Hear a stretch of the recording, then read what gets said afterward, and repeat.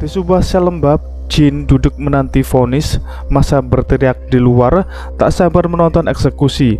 Bagi mereka, Jin hanyalah iblis yang pantas digantung. Namun anehnya, Jin tak gentar. Ia lebih sibuk mencium udara sempit di sel itu, seolah mencari aroma terakhir sebelum ajal.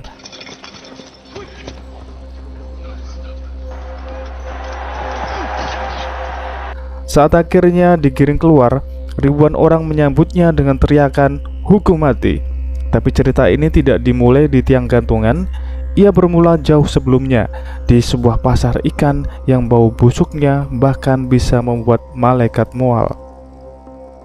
Hari itu seorang wanita melahirkan anaknya di sudut pasar. Ia sudah terbiasa kehilangan bayi, jadi ketika tubuh mungil itu keluar, ia mengira lagi-lagi tak bernyawa. Tali pusar dipotong cepat, lalu tubuh kecil itu dilempar ke tumpukan sisa ikan.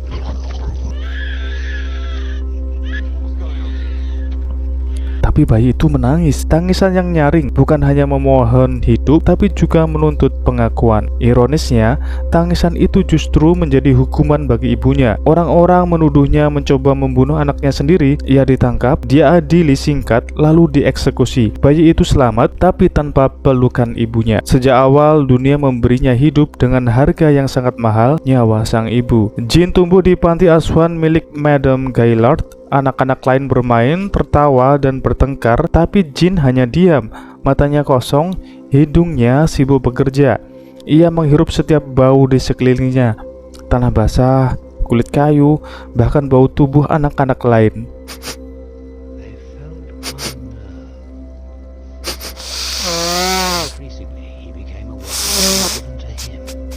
Baginya, dunia bukan tentang apa yang terlihat, melainkan apa yang tercium. Ironisnya, sang pengasuh sendiri tidak bisa mencium bau apapun. Hidungnya mati rasa sejak lama. Ia tak pernah tahu bahwa anak asuhnya memiliki indera penciuman paling luar biasa yang pernah ada. Ketika Jin tumbuh, Madame Gaillard menjualnya ke Grimal, penyamak kulit yang keras dan kejam. Tempat itu dipenuhi bau menyengat, kulit busuk, kapur, darah hewan. Bagi kebanyakan orang, itu adalah sesuatu yang aneh, tempat yang aneh. Tapi bagi Jin, itu sekolah baru. Ia menyerap semua aroma, mengingatnya, dan mengklasifikasikannya. Tahun-tahun berlalu hingga suatu hari Grimal membawanya ke kota. Di jalanan Paris, ribuan bau menyerbu sekaligus parfum, kotoran, daging busuk, roti segar, dan lain-lain. Jin hampir pingsan oleh derasnya arus aroma itu. Lalu ia menangkap sesuatu yang berbeda.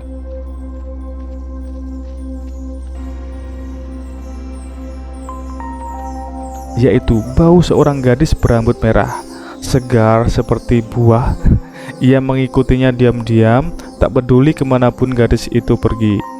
Di lorong sepi yang berdekat, memeluknya hanya untuk mencium lebih dekat. Gadis itu kaget, meronta-ronta. Jin menutup mulutnya terlalu lama. Tubuh itu terkulai. Jin panik, tapi juga mabuk oleh bau yang baru saja ia nikmati.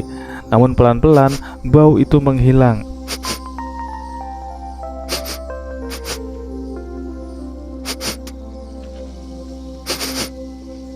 Untuk pertama kalinya ia merasakan kehilangan yang menyakitkan.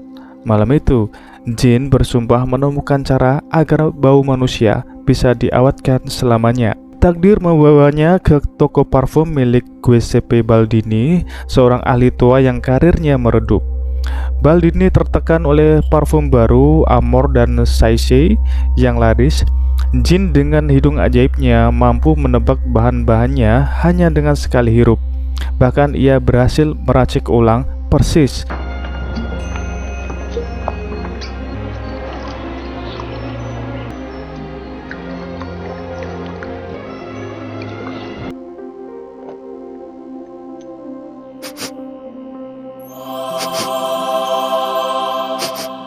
lalu membuat versi yang lebih harum.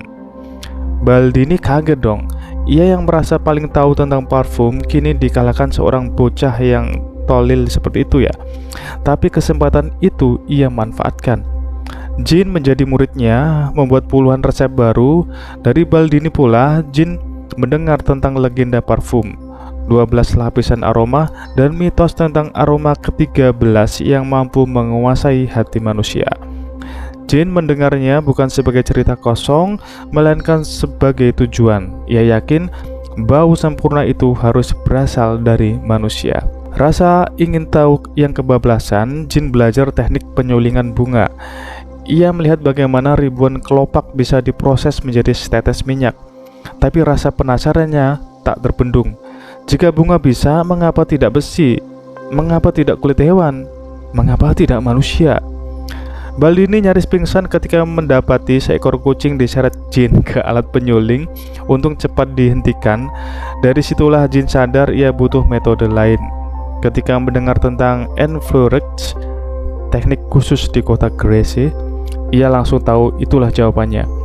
Baldini memberinya surat jalan ke Grasse dengan imbalan 100 resep parfum. Ironisnya, malam ketika Jin pergi, rumah Baldini ambruk dan menimpanya.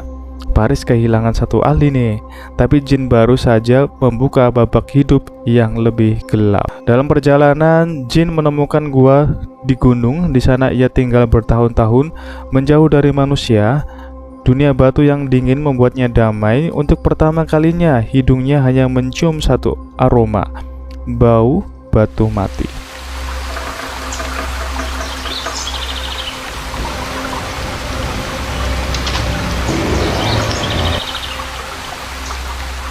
Tapi ketenangan itu rapuh. Ia sadar dirinya berbeda. Ia tak punya bau tubuh sendiri. Manusia tanpa aroma adalah manusia tanpa identitas. Jin merasa hampa. Ia harus kembali, harus menciptakan bau yang membuatnya abadi. Grasse adalah surga wangi.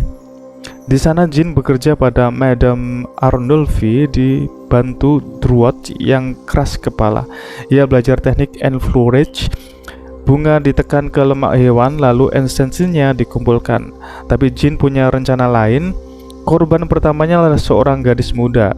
Tubuhnya dilumuri lemak, lalu dikikis untuk menyerap aromanya.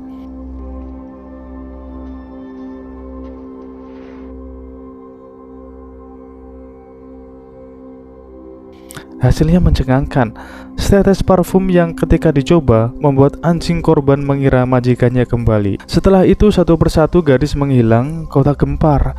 Dewan mengadakan rapat, jam malam diberlakukan.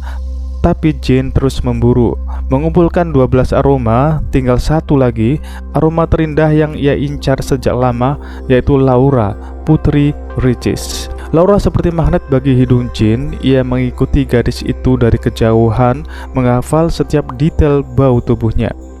Regis, ayahnya, merasa terancam.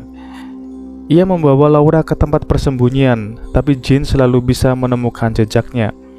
Malam itu di penginapan terpencil, Jin berhasil. Ia membunuh Laura dengan tenang, lalu mengekstrak aroma tubuhnya. Koleksi ke-13 pun lengkap. Parfum sempurna. Namun kebahagiaannya singkat. Esok harinya ia ditangkap. Bukti menumpuk dan vonis mati dijatuhkan. Hari eksekusi, alun-alun penuh sesak. Jin naik ke panggung. Ribuan pasang mata menunggu ia mati. Algojo mengangkat palu. Saat itu Jin membuka botol kecil parfumnya. Sekejap suasana berubah. Orang-orang terdiam, lalu berlutut. Pendeta menyebutnya malaikat. Para penjaga menangis. Bangsawan berteriak kagum. Seluruh kota jatuh ke dalam ekstasi. Euforia itu berkembang liar, orang-orang saling memeluk, mencumbu, hingga alun-alun berubah jadi pesta pora massal. Paris kehilangan akalnya hanya karena setetes cairan. Jin yang seumur hidup tak pernah dicintai, kini dipuja bagaikan dewa. Namun di balik ekstasi itu, ia sadar, semua hanyalah tipuan. Ia tetap sendirian.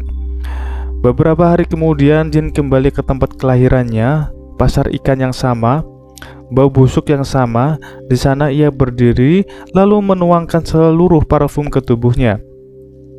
Orang-orang mendekat, menatapnya seperti harta karun. Lalu mereka berubah liar, memeluknya, menciumnya, dan akhirnya melahap tubuhnya.